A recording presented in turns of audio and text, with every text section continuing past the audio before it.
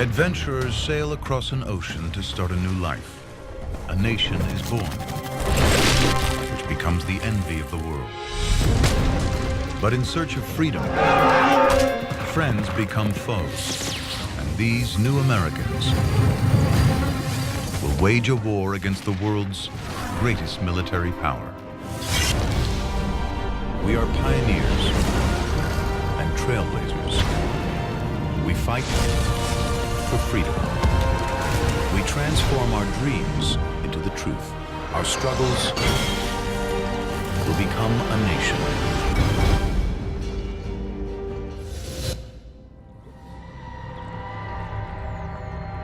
Shiploads of businessmen and true believers are crossing the Atlantic Ocean to create a new world. May 1610, 120 years after Columbus, it's still a perilous journey. One ship, the Deliverance, carries a cargo that will change America forever.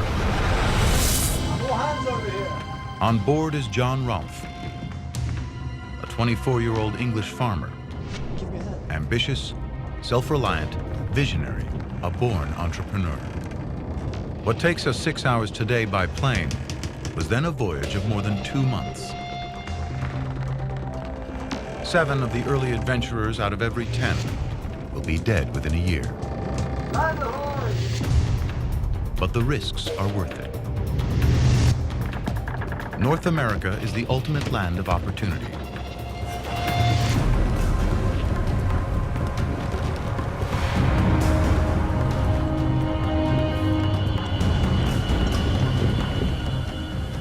A continent of vast, untapped wealth,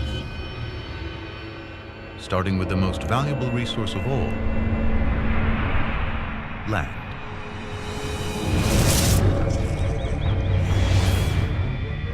What will be home to more than 300 million people lies under a blanket of forest covering nearly half the land, more than 50 billion trees.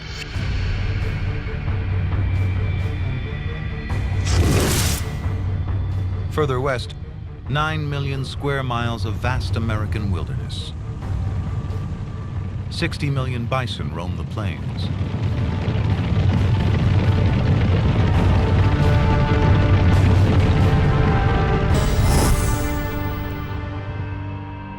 And underground, there are rumors of gems, silver, and the largest seams of gold in the world. The settlers expect nothing less than El Dorado.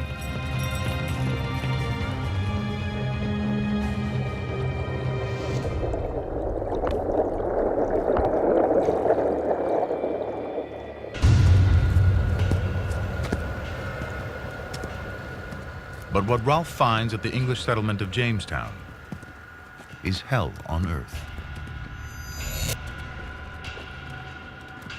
More than 500 settlers made the journey before Rolfe. Hello? Hello? Barely 60 remain.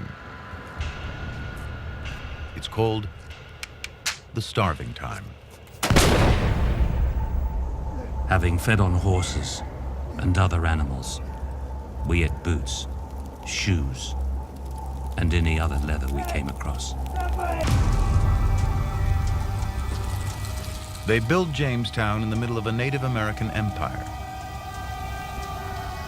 60 starving settlers among 20,000 of the Powhatan Nation, armed with bows and arrows that are up to 9 times faster to reload and fire than an English musket. They're soon enemies. Only 1 in 10 of the original settlers is left. John Rolfe didn't come to plunder and leave like the others. He's got his own plan. There's money in tobacco, and England is addicted. He's arrived with a supply of South American tobacco seeds, but growing it is limited to the Spanish colonies. The Spanish control the worldwide trade. selling tobacco seeds to foreigners is punishable by death. But John Rolfe has got his hands on some. No one knows how. And in the warm, humid climate and fertile soil around the Chesapeake Bay, Rolfe's tobacco crop flourishes. The first large harvest produced by these seeds is worth more than $1 million in today's money. The great strength of America is our people. If you want to know what is the defining strength of America, it is our people, our immigrant tradition, our bringing in cultures from all over the world. I know what goes into making success. And when somebody's really successful, it's rarely luck. It's talent, it's brain power, it's lots of other things. Rolfe marries the daughter of the king of the Powhatan Empire. Her name becomes legend, Pocahontas. In England, Rolfe makes her a celebrity when her face is put on a portrait that sells all over London, advertising life in the New World. Shakespeare mentions the colony. England's rich invest money here. All of London knows about this land of plenty.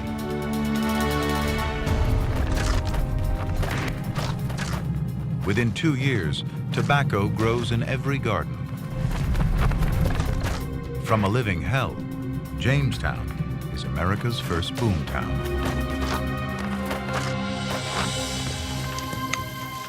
Two years later, nearly 1,000 more settlers arrive, including 19 from West Africa. Slaves.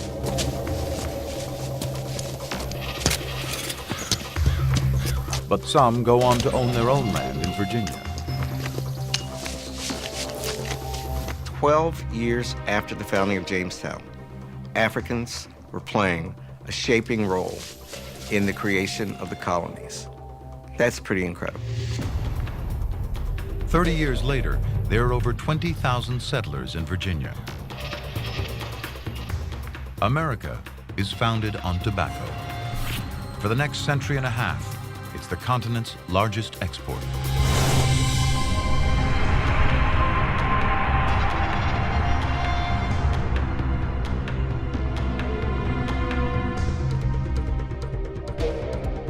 Ten years after Rolfe arrives in Jamestown, another group of English settlers lands in North America.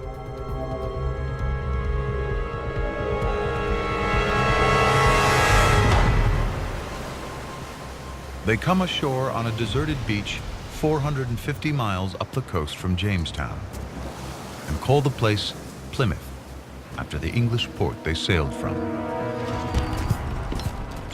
These are a different breed of settler, a group of religious dissidents with faith at the center of their lives.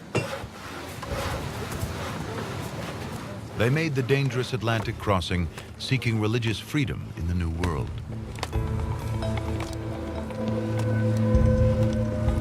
24-year-old apprentice printer Edward Winslow arrives with a group of religious sectarians on a boat called the Mayflower. By April 1621, their settlement is taking shape. The Mayflower returns to England.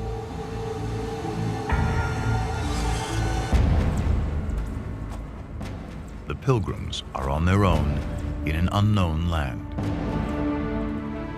A great hope and inward zeal we had of laying some great foundation for the propagating and advancing the gospel of the kingdom of Christ in those remote parts of the world. There are 19 families, goats, chickens, pigs, and dogs. They have spinning wheels, chairs, books, guns, and no way home. If you create this environment as a land of opportunity, then you're going to attract those type of people who want to take that risk, who want to take that gamble, and who believe in a better life. They were heading for the Hudson River, but they've landed 200 miles further north at the beginning of winter. They have arrived in the middle of a mini ice age, temperatures 2 degrees colder than today. Winters are longer, growing seasons shorter.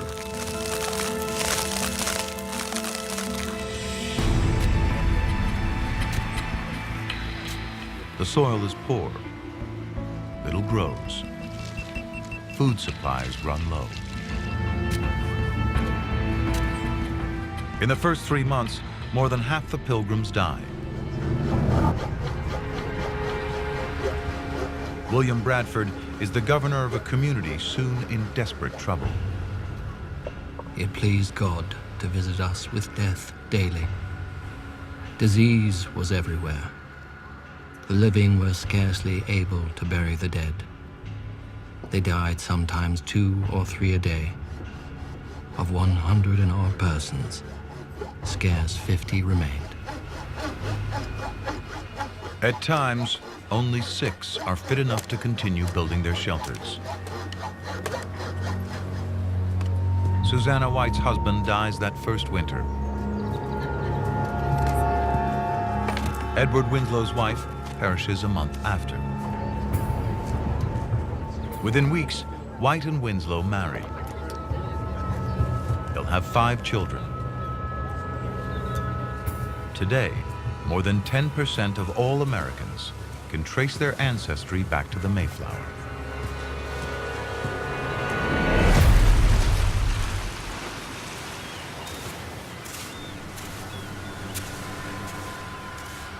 For a time, Plymouth provides the sanctuary they sought. Edward! Edward! Edward, people, look over there! But like Jamestown, there were others here first.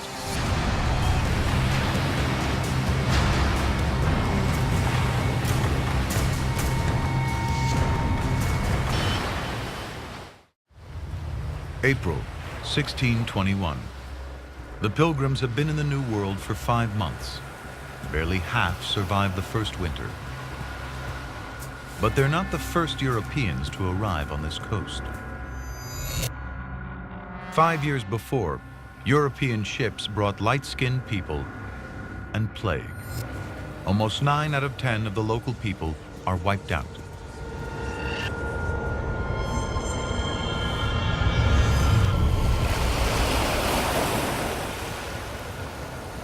The Pokanoket people don't need enemies. They make peace with the Pilgrims. They teach the English how to grow crops in sandy soil using fish for fertilizer. But they want something in return. They have a common enemy, a rival tribe, and the English have powerful weapons.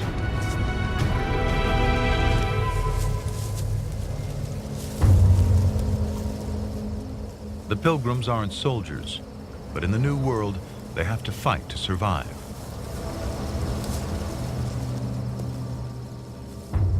On August 14th, 1621, Pilgrims and Pokanoket, shoulder to shoulder, will launch a surprise attack that will seal their future in this new land.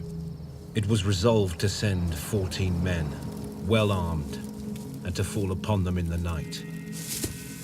The captain gave charge, let none pass out.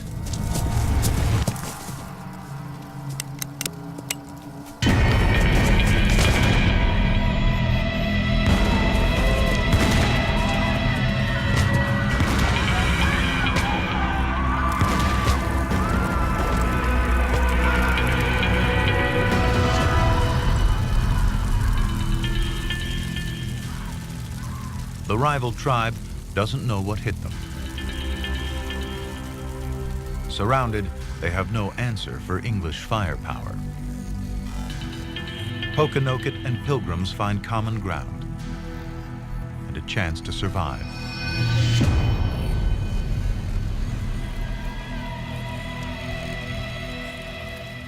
Two unlikely allies, a partnership all too rare in North America. We have found the Indians very faithful in their covenant of peace with us. They are people without any religion or knowledge of any god, yet very trusty, quick of apprehension, ripe-witted, and just. Their victory brings a period of peace to the colony. Their friendship is celebrated in a feast. In time, it will become known as Thanksgiving. One of the main themes in the founding of America was a place to do business, a place to expand your horizons, a place to live a life of your own, practice your own religion. Those are the basic themes that brought people to these shores to colonize.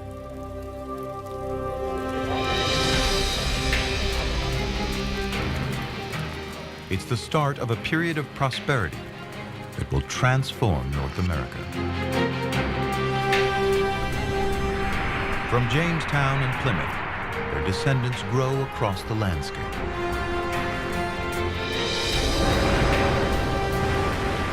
As more and more people cross the Atlantic, thousands, tens of thousands, people with different backgrounds, with different reasons for being here.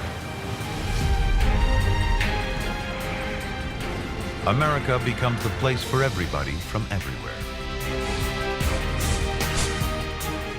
Rolling the dice, coming together to create 13 colonies.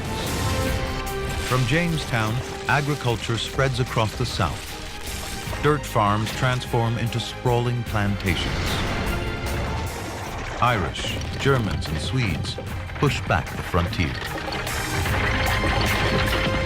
The Dutch bring commerce to a small island at the mouth of the Hudson River. In time, it will be named New York.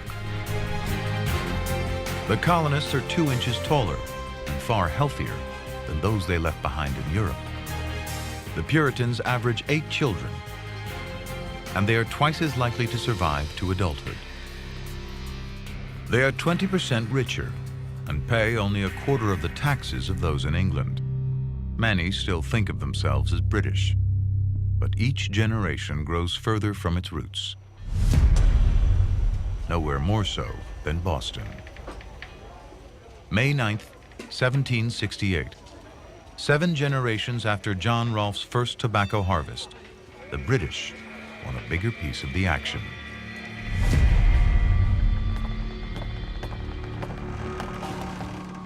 A British customs official springs a surprise raid on the Liberty, a ship belonging to John Hancock, one of the richest men in Boston.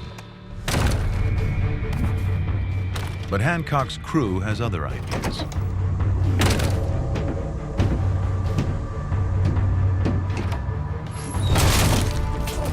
They're carrying 100 casks of imported wine and don't want to pay duty. It's a radical act of rebellion against taxes imposed by a king 3,000 miles away. To the British, they're just common smugglers. This small skirmish changes everything. The British seize Hancock's ship, triggering riots that sweep through Boston. We didn't want to pay taxes to a king and to a parliament where we didn't have a voice and we didn't have any representation. We have a natural resentment toward government, which was how we were born. The king sends 4,000 redcoats to Boston to enforce his laws. Boston was a city of commerce, culture, civilization, and revolution unfolding right before the eyes of the colonists and the eyes of the British.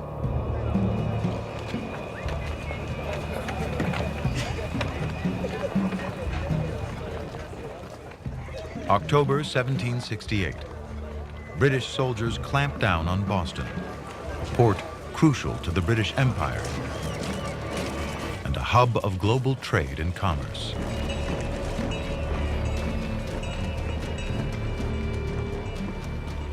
Its dockyards are some of the busiest in the world, producing 200 ships a year from America's vast timber reserves. A third of all British shipping is built in the colonies. Timber fuels the global economy. much like oil does today.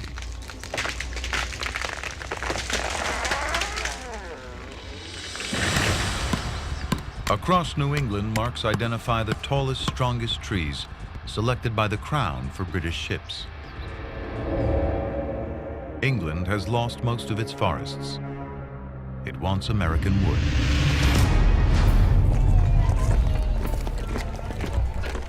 In Boston, there's one redcoat for every 4 citizens. It's a city under occupation. Paul Revere is a silversmith and one of Boston's prominent businessmen. An unlikely subversive. They formed and marched with insolent parade. Drums beating, fifes playing, and colors flying. Each soldier having received 16 rounds of powder and ball. He is an upper middle class figure, someone who has risen through his own efforts, his own talent. He represents what we have created on our own with very little help from our cousins across the Atlantic. But when revolution comes to North America, Revere will be at the center of it.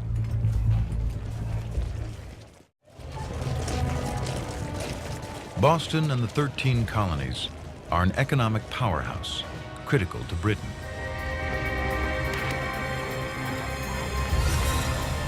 Nearly 40% of everything exported from Britain makes its way to America. The fishing fleet ships thousands of tons of salted cod to the Caribbean. It returns with sugar and molasses, raw material for rum, taxed by the British after every exchange. In Africa, rum is the currency used to purchase the most profitable cargo of all.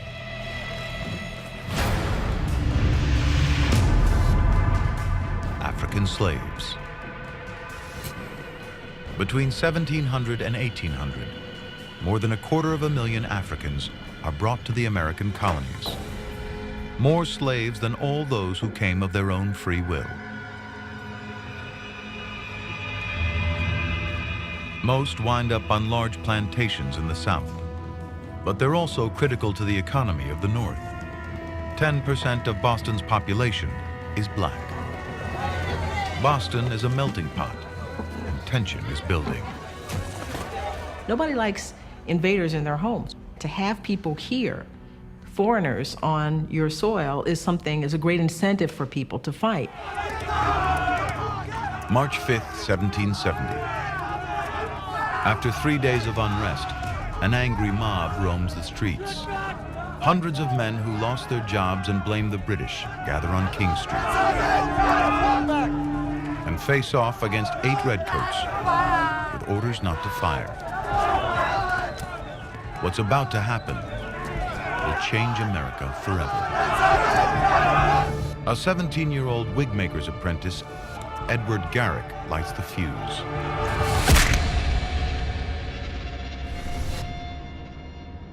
This is how wars start.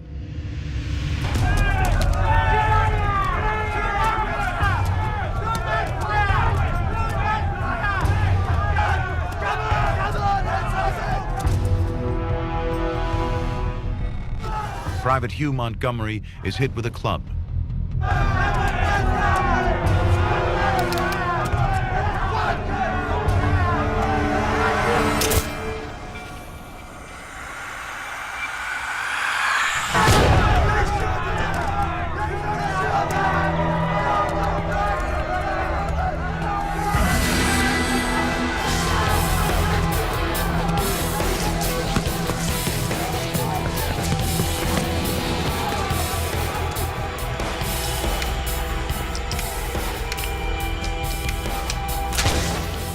An African-American, Crispus Attucks, dies instantly.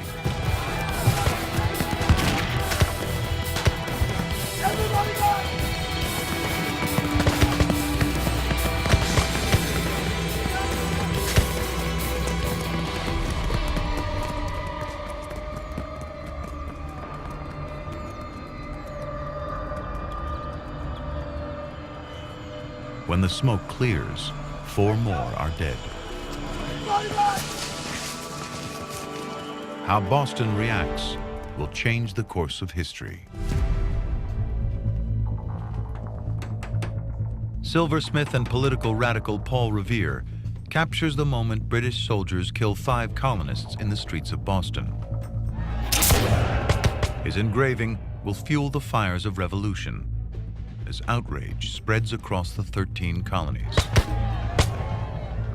Unhappy Boston, see thy sons deplore, thy hallowed walks besmeared with guiltless gore, whilst faithless Preston and his savage bands with murderous rancor stretch their bloody hands. The most formidable army in the world, firing on an unarmed crowd. An explosive image with a title that says it all. The Bloody Massacre. There was the old joke, you give me a picture, I'll give you a war. Those who wanted to stir things up and to make a statement and maybe even lead a revolution, it made them able to rally others to their side. News spreads fast. The colonists are avid readers, a legacy from the first Bible-reading Puritans in Plymouth. Boston has the first weekly newspaper. There are now more than 40 papers across the colonies, and the new Postmaster General, Benjamin Franklin, has introduced a revolutionary postal delivery system. Night riders cut the delivery time in half. The communications network connecting the colonies is one of the best in the world, and the British have no idea. They hope the news can be contained. Before news reaches England, most of America knows about the Boston Massacre. It's a very American spirit of an idea, this idea that everybody should have access to knowledge. It's very much like that pioneering idea. Everybody should be able to make their way in the world. A printer in Connecticut can read the exact same story as a farmer in North Carolina. December 1773. The Boston Gazette breaks another story that will fan the flames of rebellion. The rising tide of anger and resentment forces England's hand. They repeal all taxes, except one on tea. It's not enough. In one of the most famous acts of resistance in American history, rebels dump over $1 million worth of tea in Boston Harbor. When someone comes along and smacks us, we don't turn the other cheek. That's not who we are.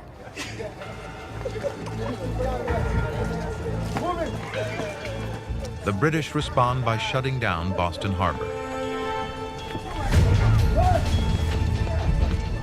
one of America's busiest, wealthiest ports.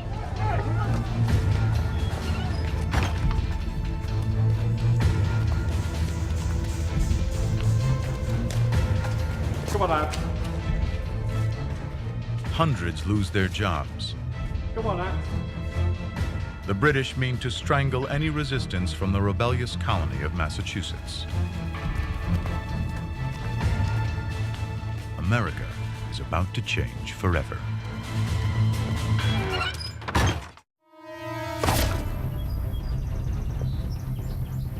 Tensions escalate far beyond Boston. Settlers are pushing west. Many have their eyes set on new land west of the Appalachians. But to protect Native American lands, England has banned settlements along a boundary called the Proclamation Line. Hundreds are evicted from their homes on the frontier. September 5th, 1774. We want liberty. Incensed at the British actions, 56 delegates from across the colonies gather at the First Continental Congress in Philadelphia. It's the first step on the road to American democracy.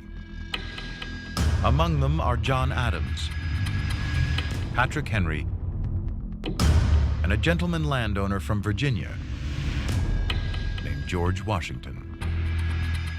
At a time when our lordly masters in Great Britain will be satisfied with nothing less than the deprivation of American freedom, it seems highly necessary that something should be done to maintain liberty. Across New England, people prepare to defend themselves. Smuggled arms are collected and stashed in secret hideaways. But while many expect conflict, most delegates in Philadelphia want peace with Britain. A military action would make a wound that would never be healed. That's good. We have all day. Let's go. Come on. The First Continental Congress resolves that a British attack on any one colony would be regarded as an attack on all of them. Let's go. You need to stand at the front. What emerges at Philadelphia is solidarity. The distinctions between Virginians, Pennsylvanians, New Englanders, and New Yorkers are no more. I'm not a Virginian. I am an American. The future of the 13 American colonies hangs in the balance. Good morning, gentlemen. Spring 1775, near Concord, Massachusetts. Get in here. Get those weapons stacked up. We haven't got all day. Local gunsmith Isaac Davis puts the town militia through basic training. American patriots knew that they were doing the right thing. You're starting the birth of a nation. You know, you had to really believe in what you were doing. You got to keep this clean here, sir. You keep that clean, it'll save your life. You don't? If war comes, this will be America's first line of defense. A volunteer home guard with weapons paid for by local citizens. Gentlemen, it's looking good. It's looking good. Let's have some breakfast and move out. They're farmers, blacksmiths, and store owners. A fighting force of ordinary Americans. The militiamen of any of the colonies were made up of just its citizens. It was a citizen-based protection unit. And some of them had some skills, but some of them were just the carpenters. Some of them were just the mason or the blacksmith. I mean, these were the guys that they had something at stake to protect their colony. So they started to form together, just trying to help protect each other. Every town across the colonies has its own militia. But now, they're preparing to defend themselves against the British Army. Better than yesterday now, better than yesterday. For 6 generations across Massachusetts, men are expected to serve as militiamen. In Massachusetts, a third of all men between 16 and 50 are ready to bear arms at a minute's notice. Excellent, good shot. We keep this up, we're gonna give those redcoats a scare, all right? The British will not stand for any armed resistance. April 19th, 1775.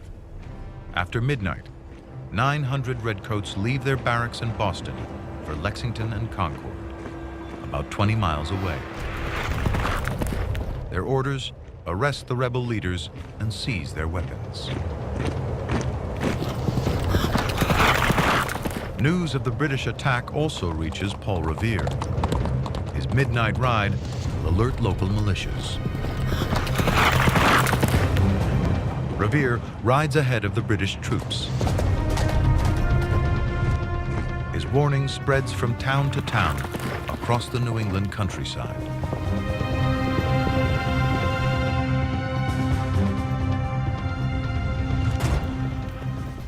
Paul Revere reaches Lexington in time to spread the word. The British are coming. We need to warn the militia. Get them together. Come on.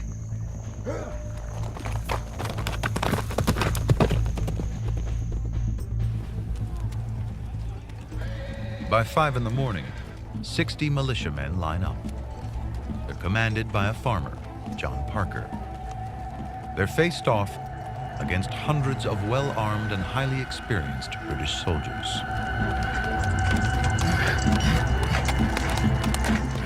happens next will transform the world forever. Sunrise, April 19th, 1775. On one side, 60 men, poorly armed and barely trained. On the other, hundreds of the most powerful army in the world. Men who have only been active for a handful of months versus an army that in the past 20 years has fought on 5 continents and defeated everything in its path. For these rebels, the fight is for nothing less than freedom itself. These guys were revolutionaries, they were scallywags, they were rebels. Some of them were gentlemen farmers, some of them were overeducated, some of them were undereducated. It really was the birth of a nation. The Lexington militia gathers on the village common, dairy farmers and shopkeepers. But also among them are free African Americans and slaves. It is a unique experience that African Americans have had in the military in America. African Americans fought for the country even before it was a country. African Americans like Prince Estabrook. You give me training, you give me a weapon, and I can perform as well as you can, then there is no power on earth that's going to hold me down forever. Stand your ground. Don't fire unless fired upon. But if you mean to have war, let it begin here. Captain John Parker once fought on the side of the British. A quarter of the men standing at his side are related to him.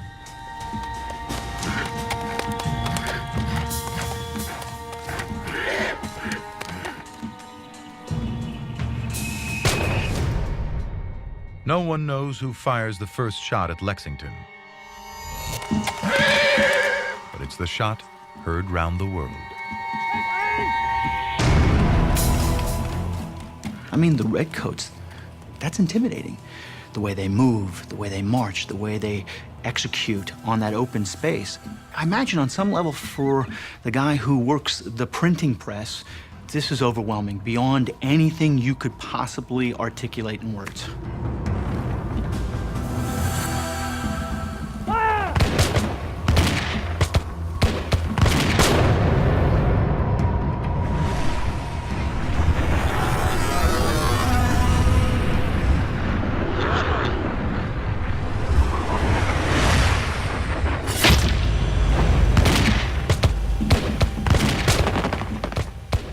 Prince Estabrook is hit in the first volley. No army in the world can stand toe-to-toe with the British, let alone a ragtag militia.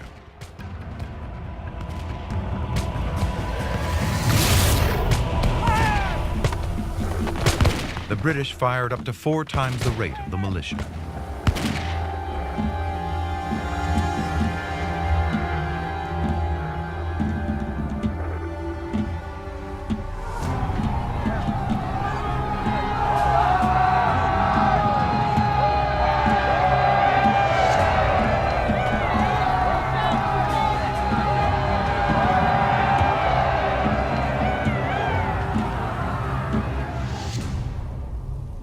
Within minutes of the first shots fired at Lexington, 8 patriots are dead, 10 wounded. The American Revolution has begun. The Redcoats reach Concord at 9 in the morning. Acting on a tip-off from colonists loyal to the Crown, they raid the militia's arms stash. But the rebels have got there first, hiding almost everything. Good. Have all day. Let's go. Come on. Rest in.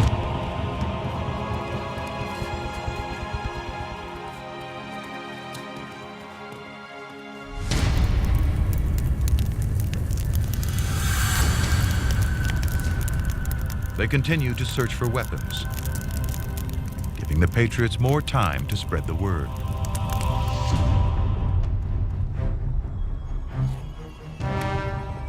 The militia gathers just outside the town of Concord. By late morning, more than 1,000 have arrived from the surrounding villages.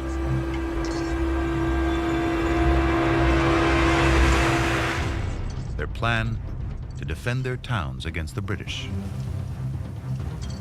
Let's go!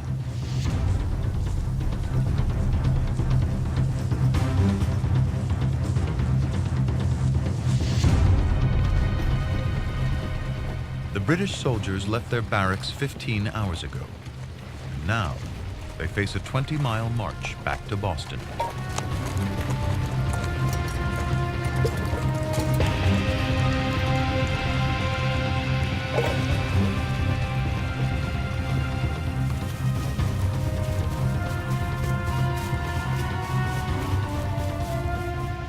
Shattered lives. An occupied city. Blood in the streets of Boston. And now Lexington.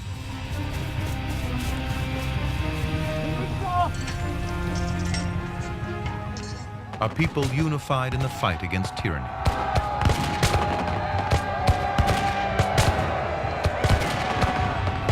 Now, the Patriots have their chance.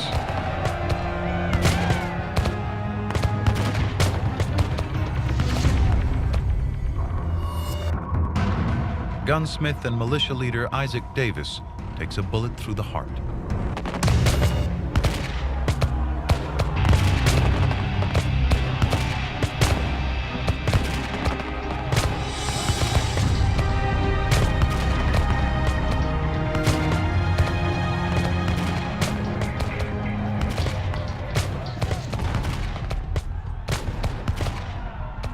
The Patriots seize the upper hand and intend to make the British soldiers pay.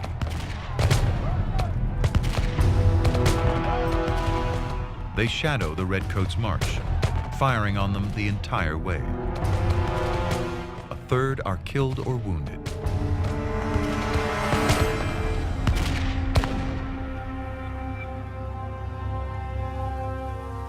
Seven generations after the first settlers left England, in search of prosperity and freedom, their descendants will have to fight for these rights.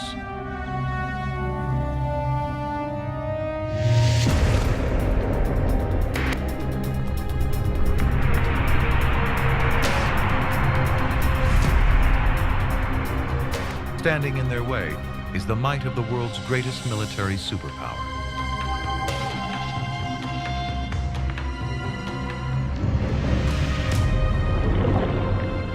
And they're not about to give up their colonies lightly.